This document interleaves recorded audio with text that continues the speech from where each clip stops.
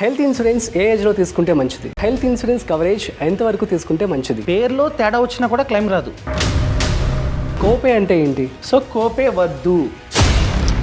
హాస్పిటల్లో జాయిన్ అయిన తర్వాత ఎన్ని రోజులకి మాకు యొక్క హెల్త్ ఇన్సూరెన్స్ అనేది అప్లై అవుతుంది? 24 hours. ఓకే. సో 24 hours కన్నా ఎక్కువసేపు అడ్మిట్ అయితే మాత్రమే వర్తిస్తుంది. నేను చెప్పేది ఏంటంటే ఎప్పుడైతే సంపాదన స్టార్ట్ చేస్తారో, ఎప్పుడైతే జాబ్ అన్నది వస్తుందో వెంటనే తీసుకోండి. హెల్త్ ఇన్సూరెన్స్కి సంబంధించి మంచి కంపెనీ ఏ విధంగా చూస్ చేసుకోవాలి? సో కొన్ని పారామీటర్స్ ఉన్నాయి. First one, claim settlement ratio. ఒక కంపెనీలో హెల్త్ ఇన్సూరెన్స్ పాలసీ తీసుకున్నారు, XYZ అనే కంపెనీ. అది మీకు నచ్చలే, అలాంటప్పుడు మీరు ఈ కంపెనీ నుండి ఇంకొక కంపెనీకి పోర్ట్ చేసుకోవచ్చు.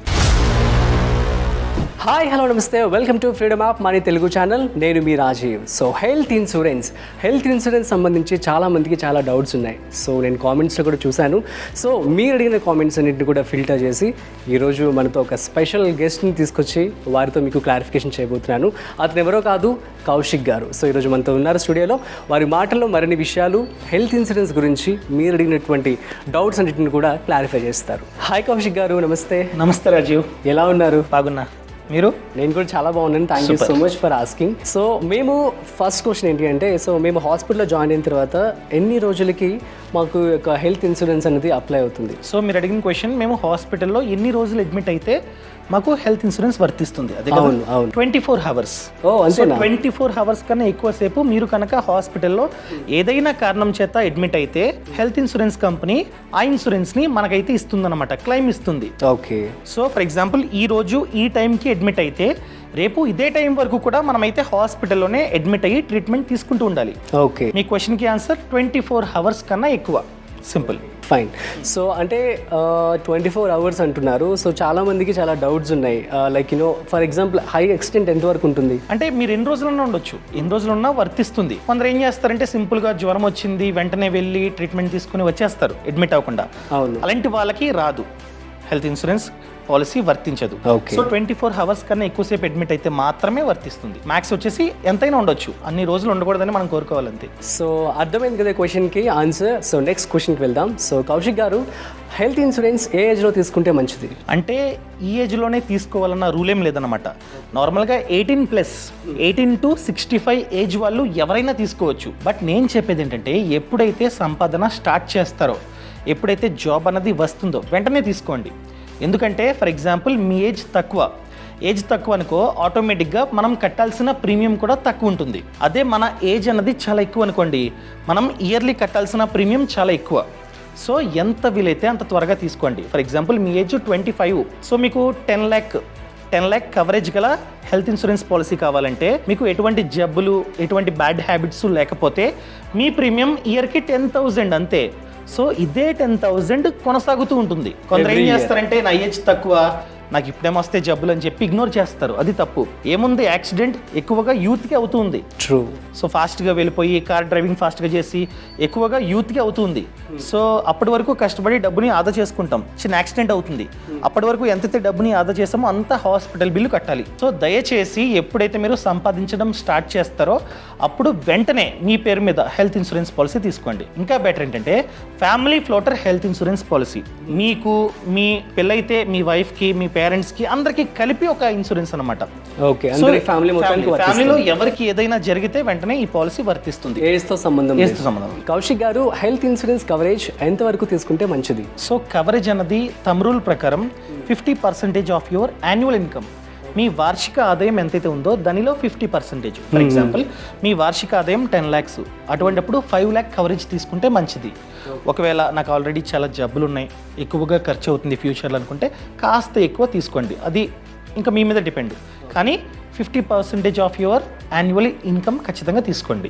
Done. So good answer. The next one వచ్చేసి, ఇప్పుడు హెల్త్ ఇన్సూరెన్స్ అప్లై చేస్తున్నప్పుడు అన్ని వివరాలు మనం ఇవ్వాల్సిందేనా? ఎస్. చాలా మంది చేసే తప్పు ఏంటంటే తప్పులు చెప్తుంటారు అనమాట. లైక్ స్మోకింగ్ హ్యాబిట్ ఉంటుంది, లేదు అని చెప్తారు.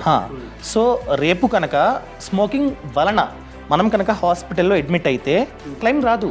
ఓకే. ప్రతి ఇయర్ కడుతూ ఉంటాం, కానీ రేపు స్మోకింగ్ కారణం చేత హాస్పిటల్లో అడ్మిట్ అయితే మనం అక్కడ మెన్షన్ చేయలేదు అని చెప్పి మనకైతే క్లెయిమ్ అన్నది రాదనమాట. అదేవిధంగా కొందరు ఏం చేస్తారంటే డేట్ ఆఫ్ బర్త్ తప్పిస్తారు, అది కూడా తప్పు. సో ఏముందో అది కరెక్ట్గా ఇవ్వండి, ఇంక్లూడింగ్ యువర్ నేమ్. ఆధార్ కార్డులో ఏదైతే పేరు ఉందో అదే ఇవ్వాలి.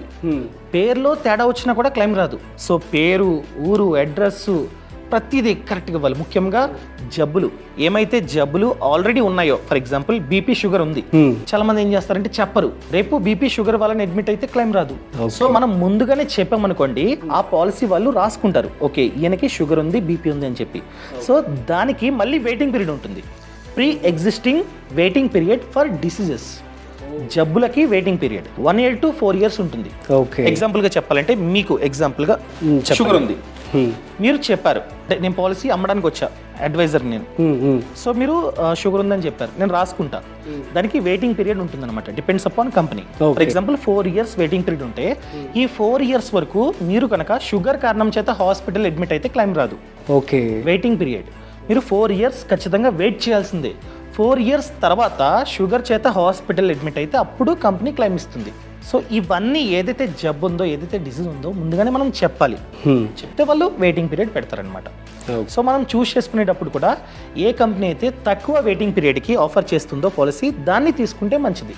ఓకే, ఇంకో డౌట్ వచ్చే ఉంటుంది, ఇప్పుడు పాలసీ తీసుకున్నాం, పాలసీ తీసుకున్న తర్వాత ఏదో జబ్బు వచ్చింది, తీసుకున్న తర్వాత మధ్యలో కనుక జబ్బు వచ్చినట్లయితే అప్పుడు పరిస్థితి సింపుల్, మనం తీసుకుంటున్న టైంలో ఆ జబ్బు మనకి లేదు, సో తర్వాత వచ్చింది మధ్యలో, అది డిక్లేర్ అవుతుంది కదా. సో డాక్టర్ రాస్తారనమాట డిక్లరేషన్ ఫామ్, ఈయనకి షుగర్ ఈ రోజు స్టార్ట్ అయింది, ఈ రోజు మాకు తెలిసింది ఒక డాక్టర్గా అని చెప్పి రాస్తారు. ఆ డాక్యుమెంట్ని మనం సేఫ్గా పెట్టుకోవాలి.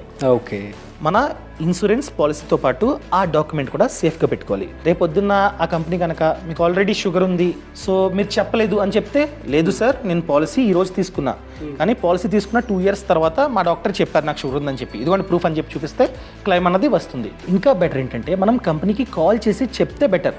అంటే మనకి రిలేషన్షిప్ మేనేజర్ అని చెప్పి ఉంటారు, ఆయనకి కాల్ చేసి, సార్ నేను తీసుకుంటున్న టైంలో నాకు షుగర్ లేదు, ఇప్పుడు వచ్చింది అని చెప్తే మంచిది. ఓకే, సరిపోతుంది సార్, దాన్ని వారు కన్సిడర్ చేస్తారు. అది ఏ జబ్బుకైనా సరే కూడా దేనికైనా వర్తిస్తుంది. అమేజింగ్. కౌశిక్ గారు, హెల్త్ ఇన్సూరెన్స్కి సంబంధించి మంచి కంపెనీ ఏ విధంగా చూస్ చేసుకోవాలి? సో కొన్ని పారామీటర్స్ ఉన్నాయి. First one, claim settlement ratio. Okay, అంటే ఏంటి? ఫర్ ఎగ్జాంపుల్ 100 మంది ఒకేసారి క్లెయిమ్కి అప్లై చేస్తే 100 మందిలో ఎంతమందికి క్లెయిమ్ ఇచ్చింది ఆ కంపెనీ, దాన్ని చెప్పేదే claim settlement ratio. For example ఈ క్లెయిమ్ సెటిల్మెంట్ రేషియో 99% ఉంటే 100 మంది అప్లై చేస్తే 99 మెంబర్స్కి క్లెయిమ్ ఇచ్చింది ఆ కంపెనీ.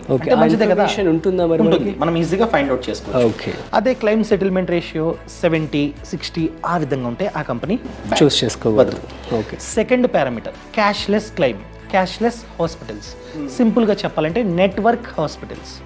ఈ నెట్వర్క్ హాస్పిటల్స్ సంఖ్య ఎక్కువ ఉండాలి. ఫర్ ఎగ్జాంపుల్ మీది హైదరాబాద్లో ఎన్ని హాస్పిటల్స్ ఆ కంపెనీతో టైఅప్ అయి ఉన్నాయి, దాన్ని మనం చూడాలి. ఆ సంఖ్య ఎక్కువ ఉంటే మంచిది. అంటే ఏంటి, మనం కనుక ఆ నెట్వర్క్ హాస్పిటల్లో అడ్మిట్ అయితే మనం ₹1 కూడా కట్టాల్సిన అవసరం లేదు, వాళ్ళు చూసుకుంటారు.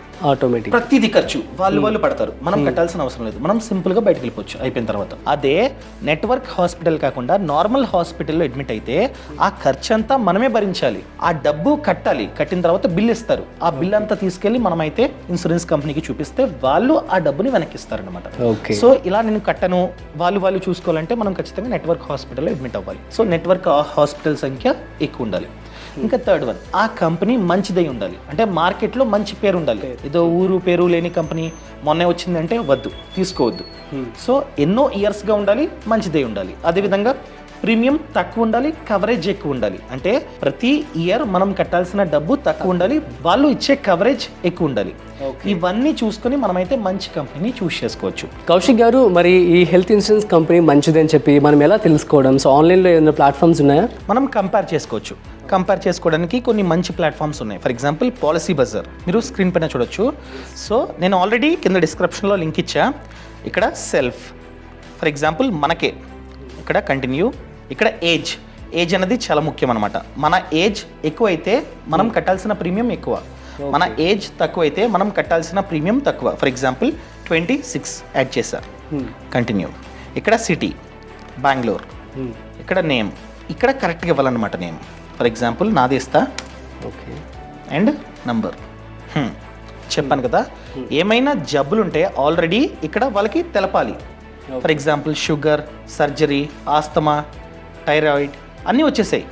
ఓకే. ఫర్ నాకు ఎగ్జాంపుల్గా నాకు ఏం లేవు, నన్ ఆఫ్ ది అబో. ఒకవేళ ఉంటే మన ప్రీమియం పెరుగుతుంది, ఎందుకంటే రిస్క్ ఎక్కువ వాళ్ళకి, వాళ్ళు ఆ కారణం చేత అడ్మిట్ అవ్వడానికి ఛాన్స్ అన్నది ఎక్కువ ఉంది. సో ఏమీ లేవు, none of the above. Okay.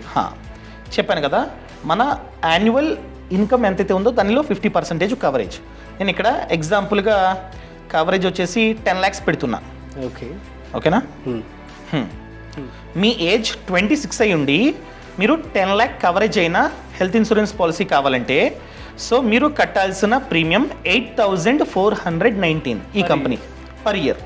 మనం మంత్లీ కావాలంటే మంత్లీ కట్టుకోవచ్చు, మంత్లీ 702 ఈ కంపెనీ. ఓకే. అదేవిధంగా ప్రతి కంపెనీ, ఒక కంపెనీ వచ్చేసి 8,400 చూపిస్తుంది, ఇంకో కంపెనీ 8,756, ఇంకో కంపెనీ 11,000, ఇంకో కంపెనీ 7,300. సో యావరేజ్గా 10,000. ఓకే. అర్థమైందా? సో ఇక్కడ మనం చెక్ చేసుకోవాల్సింది ఇక్కడ ఫిల్టర్.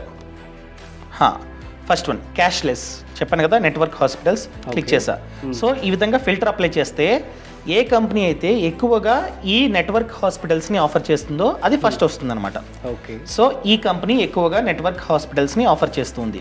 సో అదేవిధంగా క్లెయిమ్ సెటిల్మెంట్ రేషియో కూడా మనం ఈ విధంగానే చెక్ చేసుకోవచ్చు అనమాట. అదేవిధంగా ప్రీమియం లో టు హై. సో నాకు ప్రీమియం తక్కువ ఉండాలి అనుకున్నట్లయితే ఇక్కడ ఫిల్టర్ చేసుకోవచ్చు. ఏ కంపెనీ అయితే తక్కువ ప్రీమియంకి మనకి ఆఫర్ చేస్తుందో ఆ కంపెనీ ఇక్కడ వస్తుంది. సో ఈ కంపెనీ 4,900 అంతే. 4,900కే మనకి 10 lakh కవరేజ్తో హెల్త్ ఇన్సూరెన్స్ పాలసీ వస్తుంది. కానీ ఈ విధంగా మనమైతే చెక్ చేసుకోకూడదు. మనం చెక్ చేసుకోవాల్సింది క్లెయిమ్ సెటిల్మెంట్ రేషియో. సో ఇక్కడ చూపిస్తుంది పైన 98.7, అదేవిధంగా ఈ కంపెనీ 99.4, 97.3, 96%, 100%. కేర్ అనే కంపెనీ మనకి 100% క్లెయిమ్ సెటిల్మెంట్ రేషియో ఆఫర్ చేస్తుంది.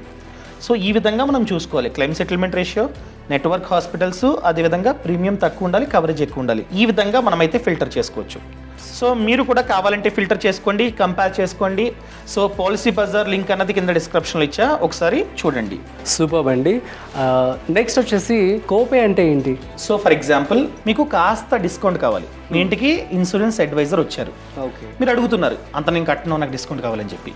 అతను ఏం చేస్తారు, కోపేని చూస్ చేస్తారనమాట. అంటే ఏంటి, ఫర్ ఎగ్జాంపుల్ మీకు క్లైమ్ అయింది, 100% కంపెనీ ఇవ్వదు. ఓకే. 90% ఇస్తుంది, 10% మీరు భరించాలి. అర్థమైందా? 10 lakhs కవరేజ్, 10 lakhs మీరు క్లెయిమ్కి అప్లై చేశారు, అంత ఖర్చు అయిపోయింది. అలాంటప్పుడు 9 lakhs కంపెనీ భరిస్తుంది, 1,00,000 మీరు భరించాలి. ఎందుకు? మీరు కోపేని చూస్ చేసుకున్నారు. ఎందుకు చూస్ చేసుకున్నారు? మీకు డిస్కౌంట్ కావాలని చెప్పి అడిగారు. ఆ ఇన్సూరెన్స్ అడ్వైజర్ సర్లే డిస్కౌంట్ ఇస్తా అని చెప్పి కోపేని చూస్ చేశారు. సో కోపే వద్దు, ఓకే, సెలెక్ట్ చేసుకోకండి. మహా అయితే ఎంత డిస్కౌంట్, ఆ డిస్కౌంట్ అయితే మీరే భరించండి.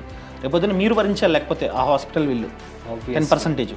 ఎందుకంత? సో కోపే వద్దు. కౌశిక్ గారు, మా కంపెనీలో హెల్త్ ఇన్సూరెన్స్ ఉంది. సో మేము జాబ్ చేస్తున్న కంపెనీలో మాకు ప్రొవైడ్ చేస్తున్నారు. సో ఈ హెల్త్ ఇన్సూరెన్స్తో కలిపి వేరే ఇన్సూరెన్స్ కూడా మనం తీసుకోవచ్చా? అంటే వేరే పాలసీ తీసుకుంటే మంచిది. ఎందుకంటే కంపెనీస్ ప్రొవైడ్ చేసేది group health insurance policy.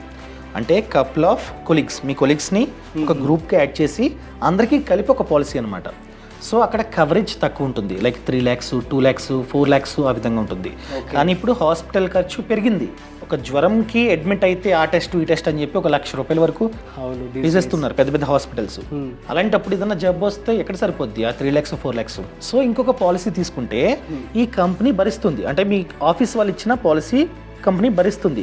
Extra ఏదైతే ఉందో అది ప్రైవేట్, అంటే మళ్ళీ కడతారు కదా, అది భరిస్తుంది. అప్పుడు మీ చేతి నుండి 1 రూపాయి కూడా పడదు. అదేవిధంగా మీరు ఆ కంపెనీలో ఫర్ ఎగ్జాంపుల్ లైఫ్ లాంగ్ పని చేస్తారా? లేదు, రిజైన్ చేస్తారు. రిజైన్ చేసి ఇంకొక జాబ్ని ఫైండ్ అవుట్ చేసుకుంటారు. ఈ గ్యాప్ ఉంటుంది.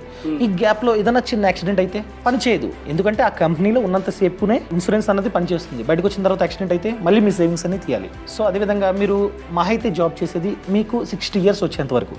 60 years తర్వాత చేస్తారా? చేయరు. సో అప్పుడు పోతుంది. కంపెనీస్ ఉండవు కదా, ఒక కంపెనీ కింద పని చేస్తేనే కంపెనీ ఇస్తుంది.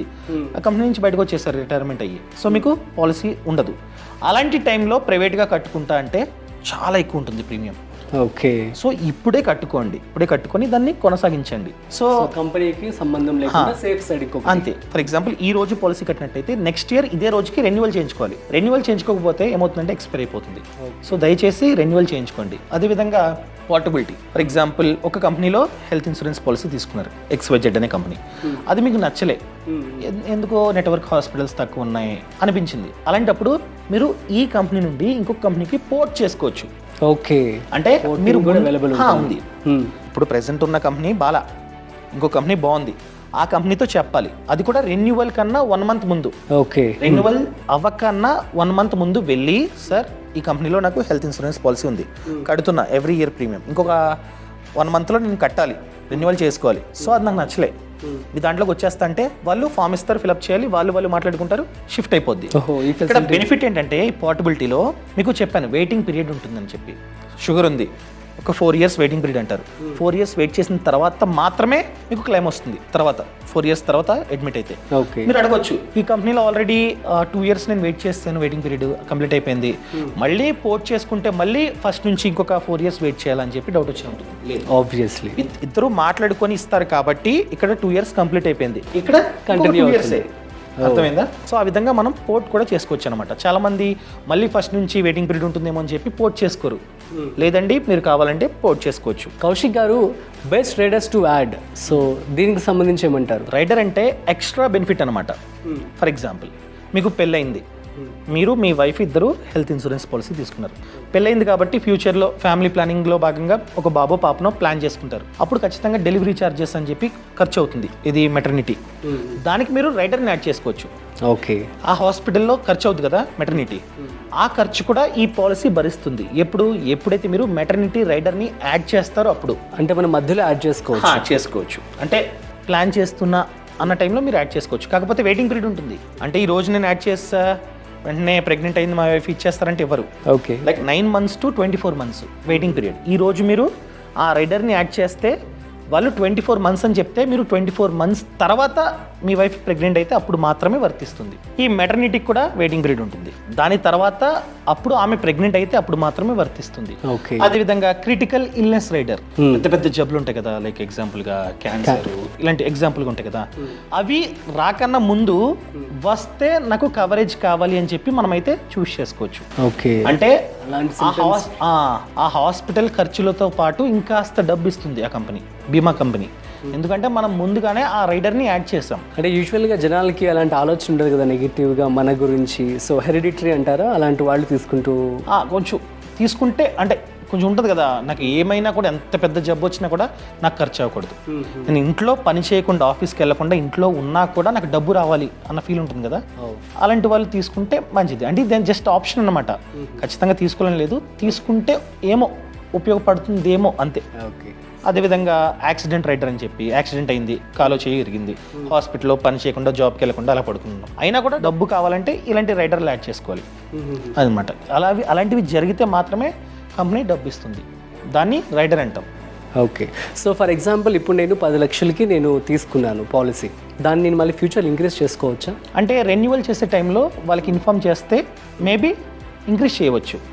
ఇంక్రీజ్ చేయము అంటే టాప్అప్. ఓకే. ఇప్పుడు మనం రీఛార్జ్కి టాప్అప్ ఏ విధంగా తీసుకుంటాం అదే విధంగా టాప్అప్ తీసుకోవచ్చు. సో 10 లక్షల టాప్అప్కి ఇంత అని చెప్పి ప్రీమియం ఎక్స్ట్రాగా కట్టాలి. ఓకే. ఆ విధంగా మనమైతే పెంచుకోవచ్చు. సో నాకు హాస్పిటల్ ఖర్చులు పెరుగుతూ ఉన్నాయి, ఇది సరిపోదు ఇప్పుడు తీసుకున్నది, అప్పుడెప్పుడో ఆదాయం ప్రకారంగా తీసుకున్నా, ఇప్పుడు నా ఆదాయం పెరిగింది, సో దీన్ని పెంచుకోవాలంటే ఈ విధంగా టాప్అప్ కూడా మనమైతే తీసుకోవచ్చు. Top-up, super top up. Kaushik garu, pre hospitalisation and post hospitalisation అంటే ఏంటండి? సో ప్రీ హాస్పిటలైజేషన్ అంటే మనం హాస్పిటల్లో అడ్మిట్ అవ్వకన్నా ముందు కొన్ని ఖర్చులు ఉంటాయి. ఫర్ ఎగ్జాంపుల్ ఏదో తేడాగా ఉంది అని చెప్పి మనం స్కానింగ్, ఎక్స్రే అవి ఇవి చేయించుకుంటాం. అంతా కన్ఫర్మ్ అయిన తర్వాత చాలాసార్లు ఏం చేస్తామంటే మనం హాస్పిటల్లో ట్రీట్మెంట్ కోసం జాయిన్ అవుతాం. అవును. అంటే లోకల్లో చూపించుకుంటాం, చిన్న హాస్పిటల్ ఊర్లో వాళ్ళు చెప్తారు ఆ టెస్ట్ చేయించుకో, ఈ టెస్ట్ చేయించుకోండి, టెస్టులు చేయించుకుంటాం, ఏదో తేడాగా కనిపిస్తుంది వాళ్ళకి, అప్పుడు వాళ్ళు ఈ హాస్పిటల్కి వెళ్ళండి అని చెప్తారు. సో హాస్పిటల్కి వెళ్ళిన తర్వాత ఖర్చులు ఇన్సూరెన్స్ కంపెనీ భరిస్తుంది, కానీ ముందువి. సో చాలాసార్లు మనం హాస్పిటల్లో అడ్మిట్ అవ్వకన్నా ముందే స్కానింగ్ అని అదని ఇదని చేయించుకుంటూ ఉంటాం, మరి ఆ ఖర్చులు భరించాలి కదా కంపెనీ, భరిస్తుంది.